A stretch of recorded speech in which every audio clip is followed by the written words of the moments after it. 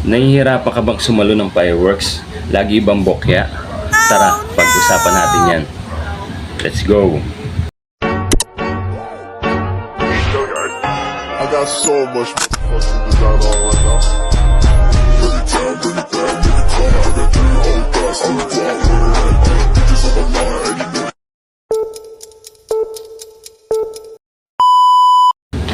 Hello mga kapatid! Welcome back to my YouTube channel.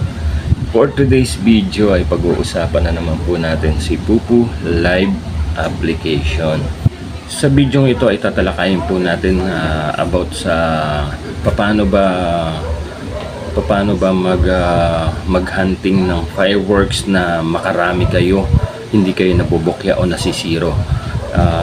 Ganito lang po yan, para hindi po kayo mabokya sa pagkuha ng mga fireworks. Pag pumupunta kayo sa mga ibang party live na nakikita nyo na merong message na fireworks, kiniklik nyo po yun, diba? Tapos pumupunta kayo sa ibang party live.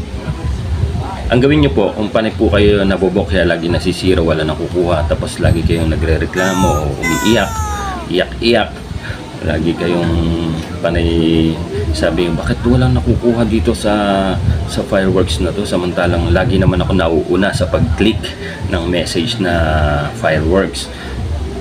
Unahan nga po kasi yon.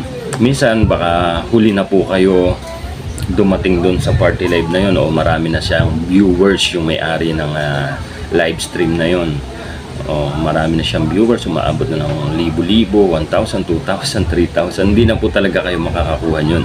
Sigurado po makukuha nyo na lang yun. Siguro mga 20, 10 coins, mga ganun, 20 coins, 30 coins. Wala na po kayo makukuha nyo kasi nga pabagal-bagal po kasi kayo mag-click. Dapat po kasi pag nakita nyo yung message na yun, pabilisan po ng daliri at pabilisan ng mata.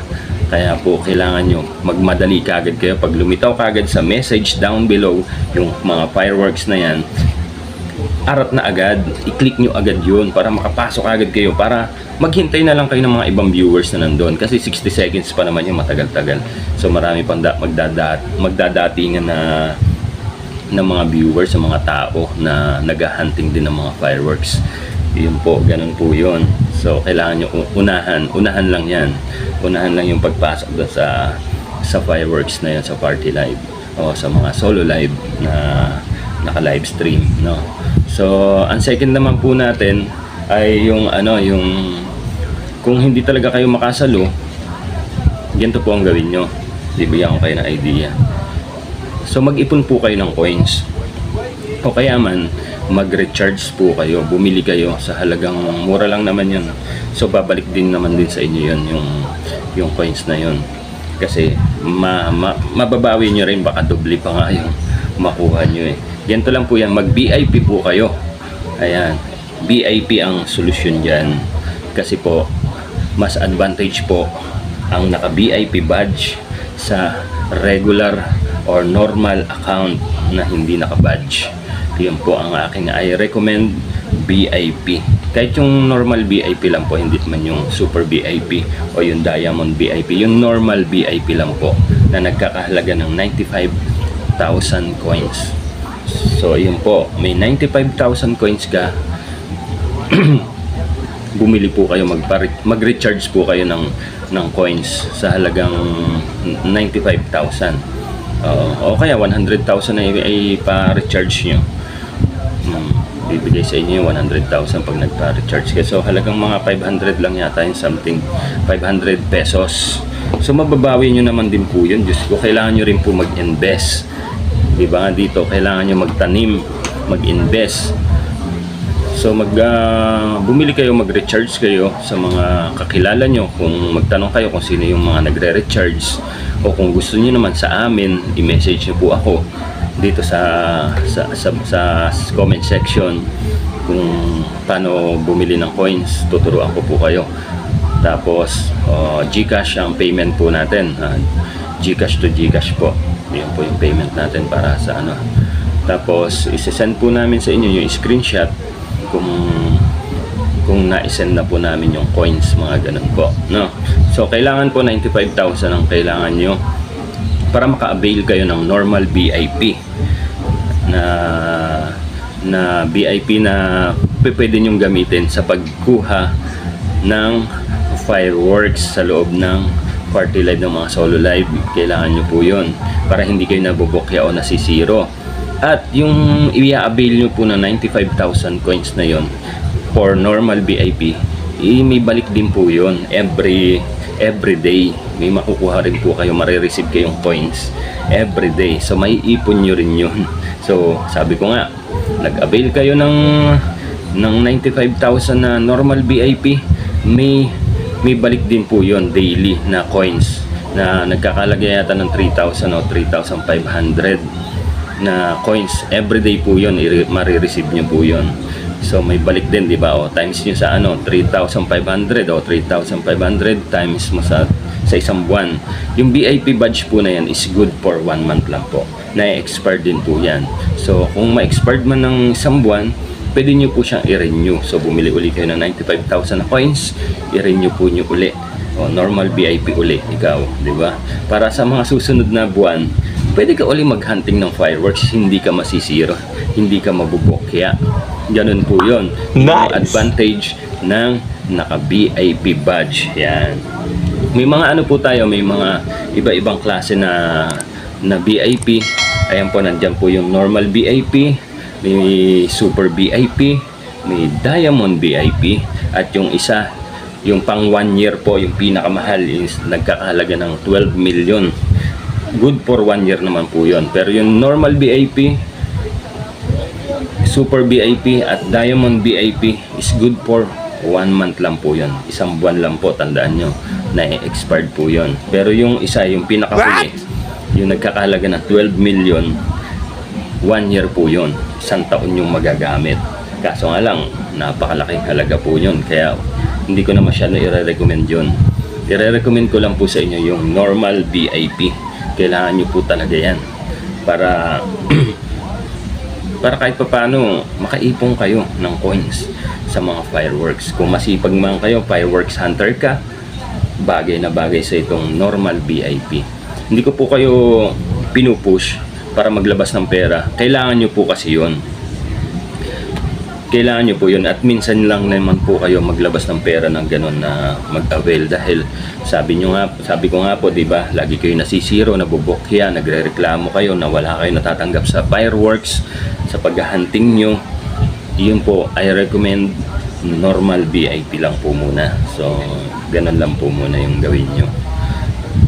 Mas bagay naman din sa inyo yung 95,000 is good for 1 month, and then daily inatatanggap ka ng 3,500 coins. So marireceive nyo po yung 3,500 coins daily. So mababawi nyo po yun. So 3,500 times mo sa isang buwan, di bawin nyo na yung 95,000. May tubo pa kayo. Di ba? Ganun lang. Tapos ang next naman po natin is paano ba kung ikaw ay female account po kasi yung mga lalaki, hindi ko na po sasabihin, ipapaliwanag dito, baka humaba pa, hindi ko na po ipapaliwanag yung sa male account kasi wala naman pong tasking. So sa female account lang po tayo, no? So papaano ba magpataas ng daily hour nyo, per hour nyo? Kunyari yung solo live nyo is natatanggap nyo lang is 1,000, 3,000, mga ganon. So kailangan nyo po mag-ipon muna kayo ng coins, o kaya man mag-recharge kayo, bumili kayo ng mga coins, tapos ipatrade nyo po. At ipapatrade nyo po yun tuwing Monday, start ng in a week, no?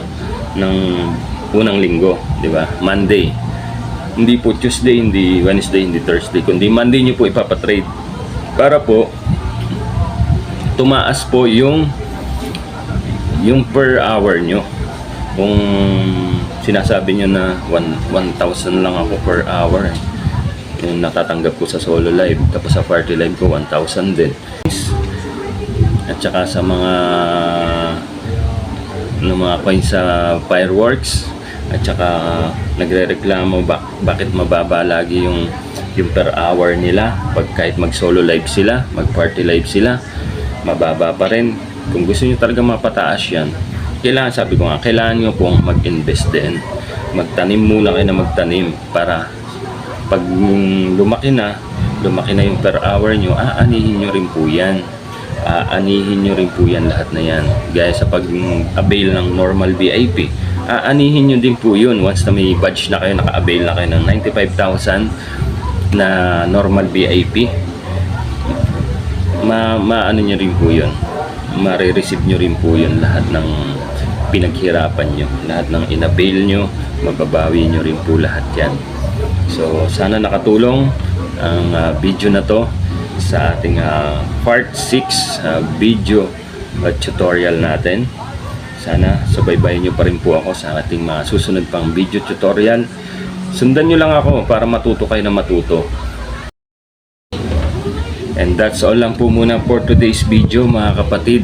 Sa lahat ng mga bagong viewers natin na sumusubaybay palagi sa atin, ayan, please subscribe Rocky Pera para sa mga bago nating mga video tutorial, and please click all the bell notification para lagi kayong updated sa mga bagong video nating i-upload. And sana mga kapatid, tuloy-tuloy pa rin po yung ating video tutorial sa panunood nyo, sa pagsubaybay nyo. Tuloy-tuloy lang po para magabayan po namin kayo at di kayo maligaw na kung ano ba yung mga dapat gawin dito sa loob ng Pupo Live application. Susubaybayan nyo lang po lagi yung ating mga bagong i-upload na video tutorial. Marami pa po tayong i-upload dahil hanggang sa makakash out kayo. Sasamahan nyo po kami para mabigyan po namin kayo ng idea o kahit konting information para sa dito kay Pupo Live application. So that's all lang po muna, and maraming salamat sa pagtanaw. Ping! I got so much fucking design on right now.